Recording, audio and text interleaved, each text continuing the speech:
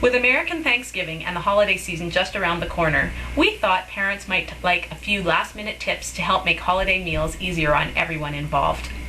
I'm Julie Friedman Smith, co-founder of Parenting Power. We help parents to feel confident, capable, and calm.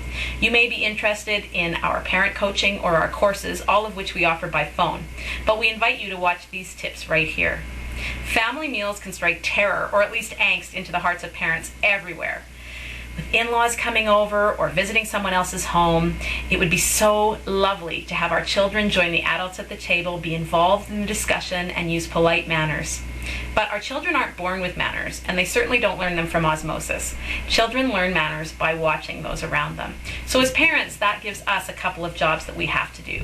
Step number 1 is to decide what manners are important for your family. And step number 2 is figuring out how to teach those manners to our children. Here are some Parenting Power suggestions to help you do just that. Parenting Power tool number 1.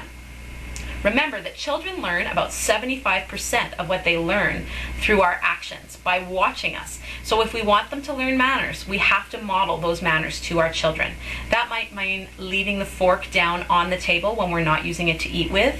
It may mean using please and thank you when we want some food passed to us. It may mean keeping words like ew, disgusting in our mouths when we see something we don't like, and instead using words like, oh, thank you, but I'd rather not have any instead. Parenting Power tool number 2. Express your expectations to your children and take the time to teach them ahead of when you actually want it to happen. One of the easiest ways to teach manners to our children is by having little pretend practice sessions. So pretend tea parties or pretend dinner parties.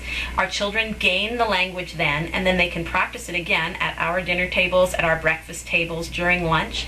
So by the time they get to the family meals, they'll have those words in their mouths ready to use as a new script. Parenting Power tool number 3. Keep your expectations realistic. It's not a very realistic expectation to have children under 2 staying at the table for the whole time. It's just probably not going to happen. So instead, think about a reasonable amount of time for that child to stay there, and after they've eaten, find something else for them to do productively so you can still remain at the table. With older children, it may work better for them to wait until their same age peers are finished eating, but teach them to do it baby step by baby step. So if they've never done it before, don't just expect it. Let them practice it ahead of time and make those expectations clear. Parenting Power tool number 4. Involve your children in the dinner table conversation. It can be really boring for them to listen to us talk about finances and gossip when all they know is that a Hot Wheels car costs $1.69 and that Judy got kicked out of phys ed for talking. So instead, involve them in the conversation. Pull them in. Talk to them about things that they already know. And you might want to set up a plan for them in advance about things that they could talk to people about. Ask them, what are the top 3 things happening in their lives right now? Maybe they've just learned a new piano piece or they scored a goal in hockey. That way they'll have those things fresh in their mind when a relative asks them what's new.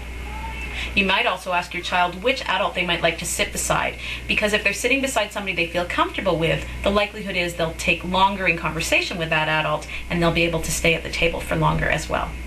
And Parenting Power tool number 5, involve your children in the preparation. Have them set the table or make place cards, or even in the preparation of the meal itself. That way they feel like they're participating in the meal, they can talk about it when they're at the dinner table, and they can anticipate how special this meal is really going to be.